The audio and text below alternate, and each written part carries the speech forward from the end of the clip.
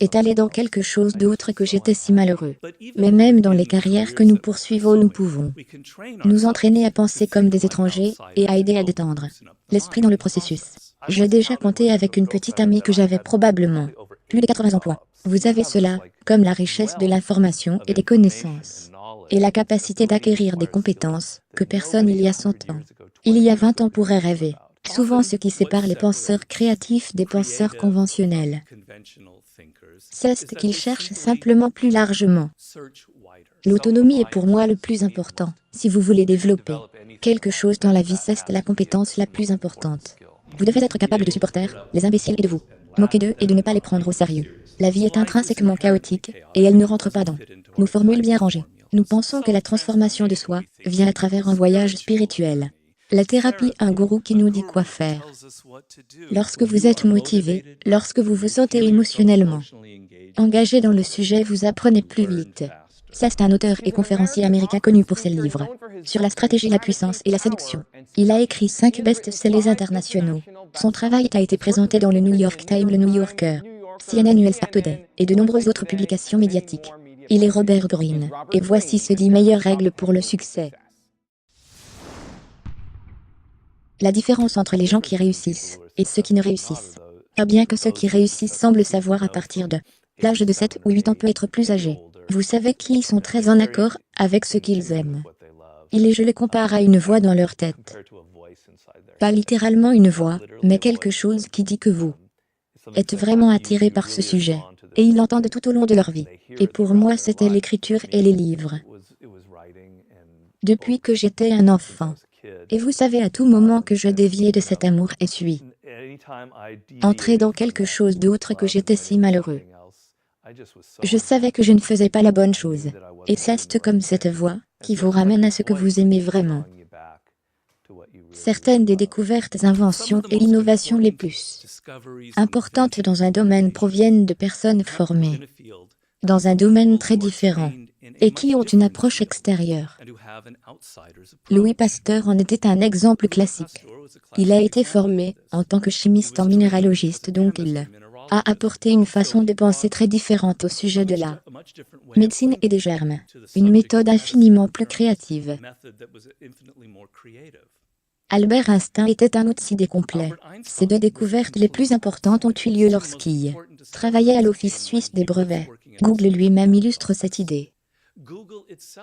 CEST peut être l'entreprise la plus prospère sur la planète, fondée par 2 hommes, qui sont des outsiders relativement complets aux affaires et qui ont donc structuré et dirigé leur entreprise d'une manière très novatrice et créative. Je pourrais continuer encore et encore, avec cette liste y compris de nombreux grands artistes. Il y a 2 raisons importantes pour lesquelles les étrangers ont généralement un avantage créatif. Premièrement, ils sont moins imprégnés et surchargés par les conventions du champ cliatique. Ils posent une série différente de questions. Ils abordent les problèmes sous des angles non conventionnels.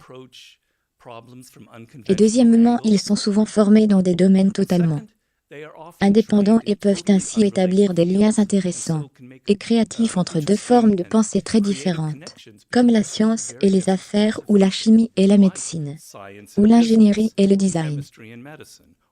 Maintenant, nous ne pouvons pas tous suivre consciemment un tel chemin, mais même dans les carrières que nous poursuivons, nous pouvons nous entraîner à penser comme des étrangers et à aider à détendre l'esprit dans le processus. J'ai déjà compté avec une petite amie que j'avais probablement plus de 80 emplois. Tu sais que j'aime était un guide pour les ruines grecques. Quand je travaillais la construction en Crète,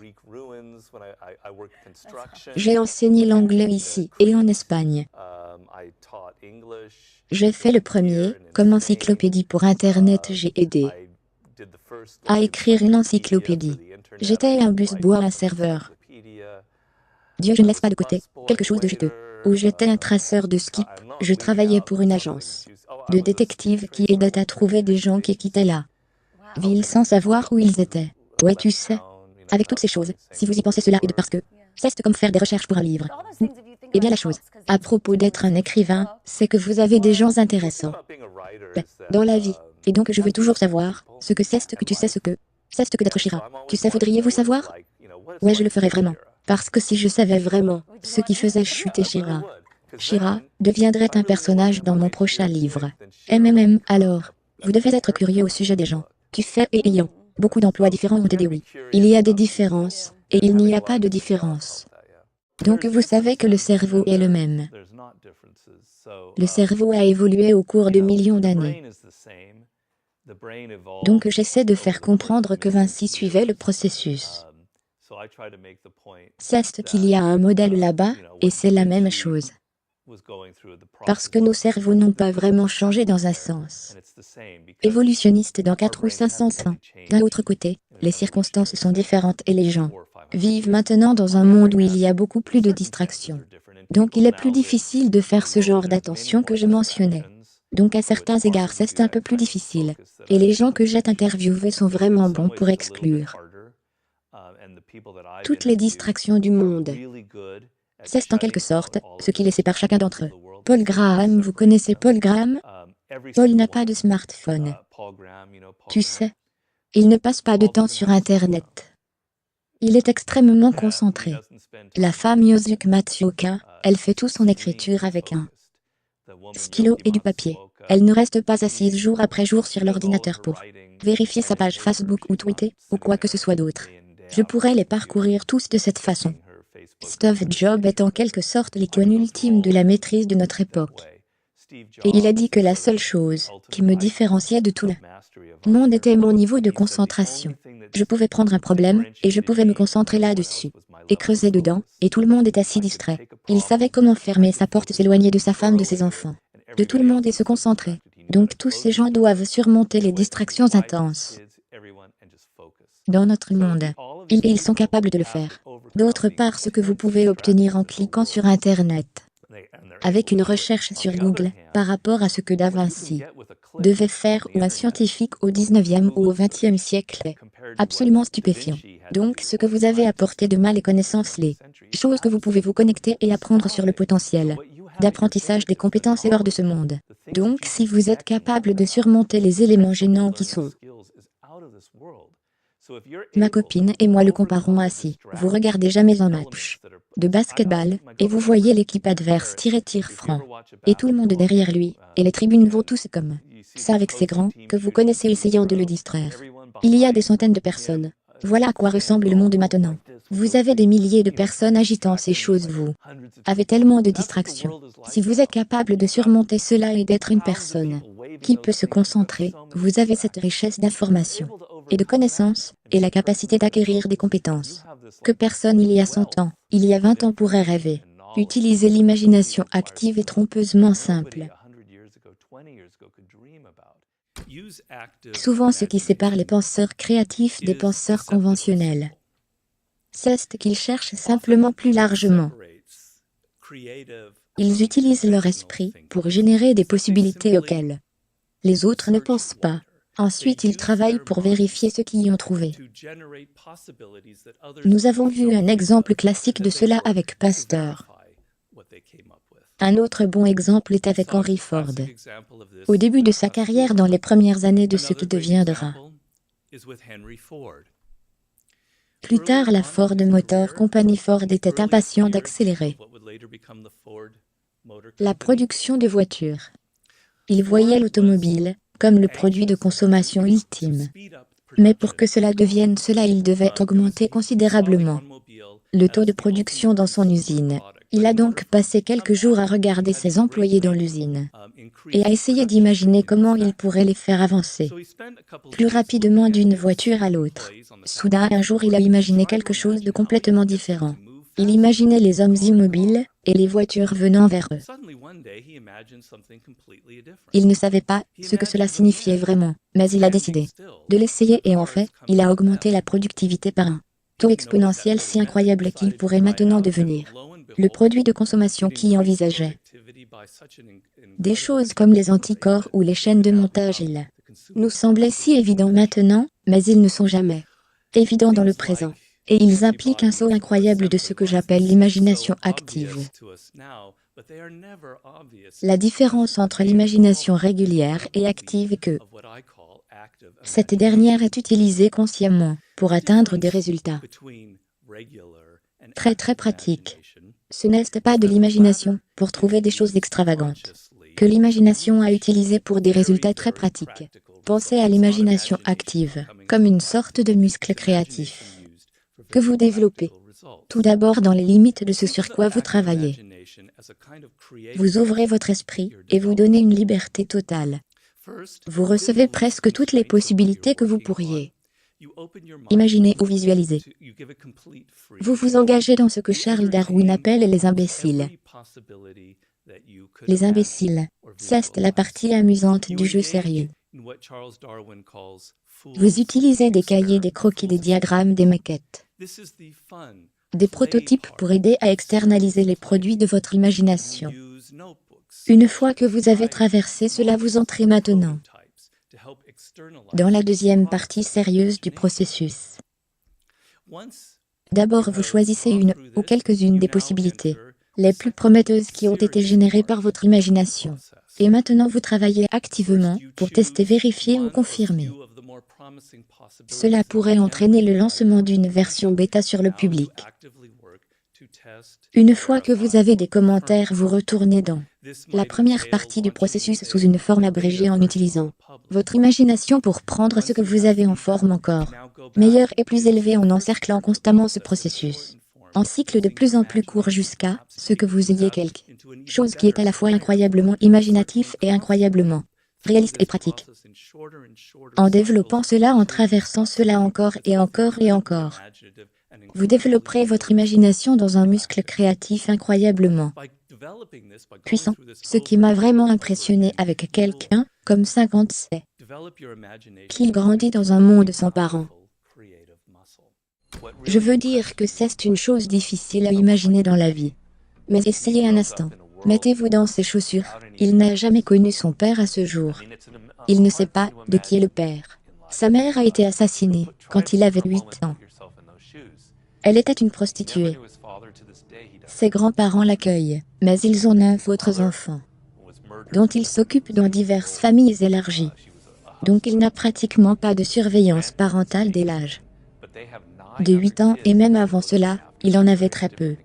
Et donc il doit trouver et découvrir tout pour lui-même.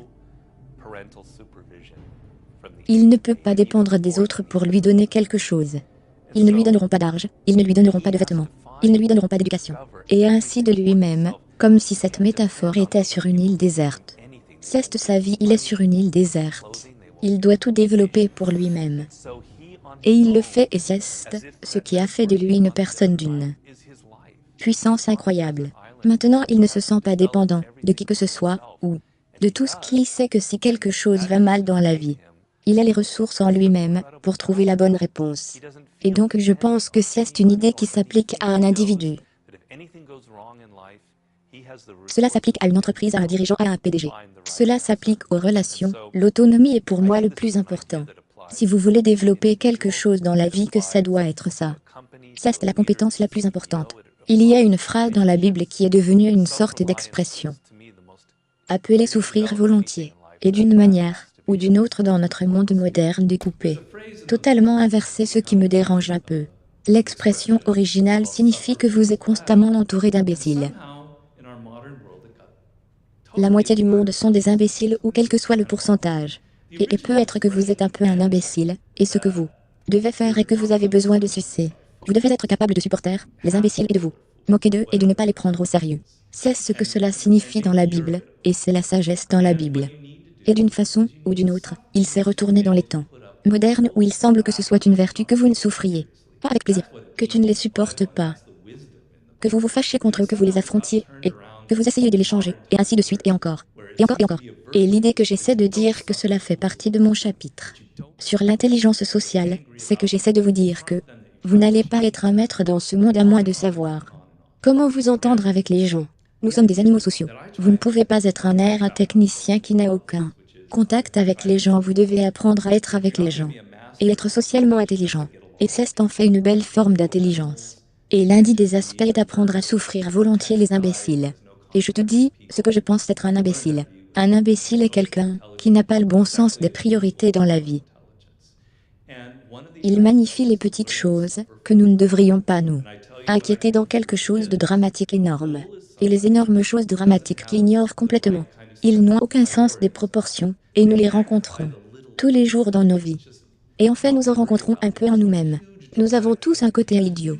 Alors soyons patients avec les imbéciles. Si vous essayez de les changer ou de les combattre, vous allez perdre un temps précieux et de l'énergie dans votre courte vie.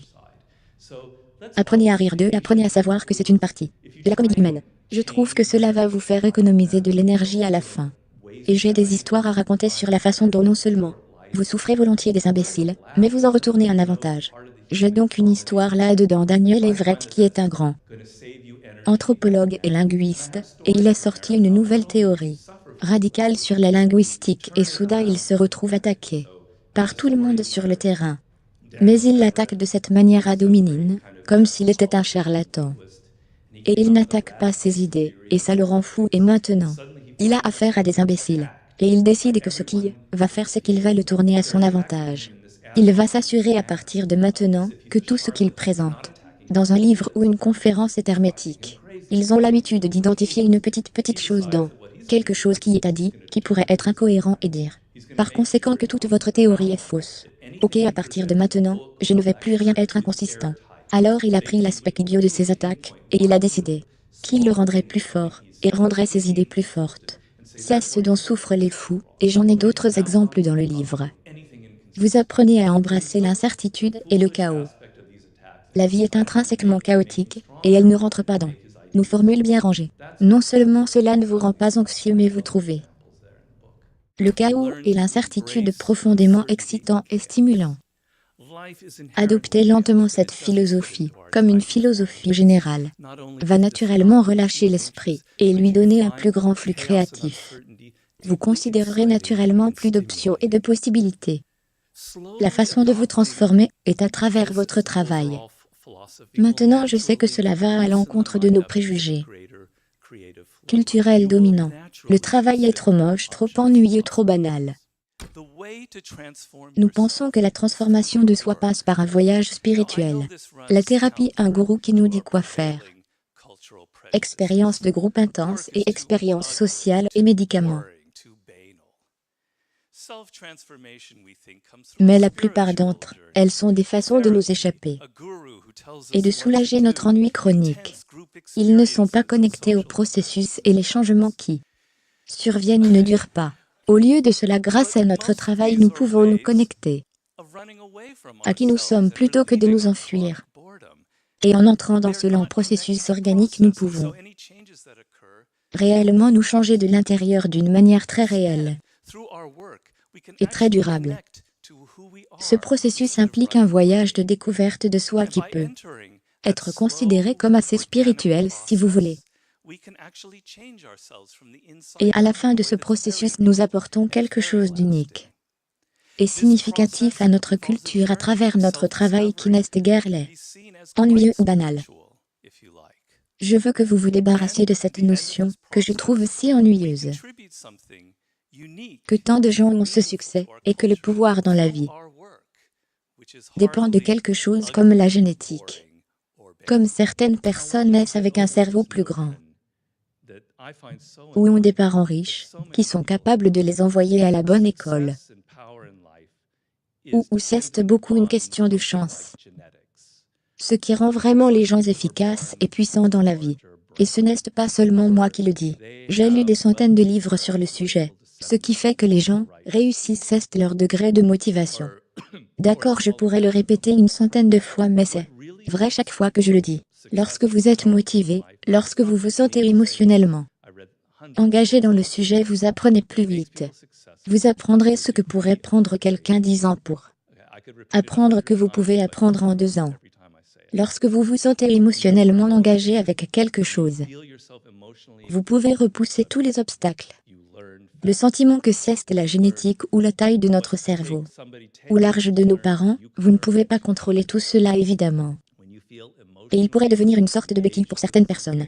Mais la quantité de motivation que vous ressentez, le lien émotionnel que vous avez avec ce que vous étudiez ou faites, c'est quelque chose que vous contrôlez. C'est quelque chose que vous pouvez choisir de prendre. Et c'est ce que vous allez trouver des gens qui vous donneront toutes sortes de bons conseils au sujet de vos carrières sur l'endroit où vous devriez aller, vous savez, pour votre MBA, etc. Mais s'il y a un conseil que je pense est plus important que cela, c'est ce que c'est cette idée de suivre ses inclinations naturelles et de créer votre propre cheminement de carrière et de trouver un moyen d'engager les parties les plus profondes de votre psyché. Merci beaucoup d'avoir regardé. J'ai fait cette vidéo parce qu'Owen Forbes me l'a demandé. Donc s'il y a un entrepreneur célèbre que vous voulez que je profile ensuite, laissez dans les commentaires ci-dessous. Je vais voir ce que je peux faire. J'aimerais aussi savoir laquelle des 10 règles de Robert Greene a le plus d'impact sur vous. Laissez-le dans les commentaires. Je vais participer à la discussion. Merci beaucoup d'avoir regardé. Continuez de croire et à bientôt. Leave in the comments below. I'll see what I can do. I'd also love to know which of Robert Greene's top 10 rules had the biggest impact on you. Leave it in the comments. I'll join the discussion. Thank you so much for watching. Continue to believe, and we'll see you soon.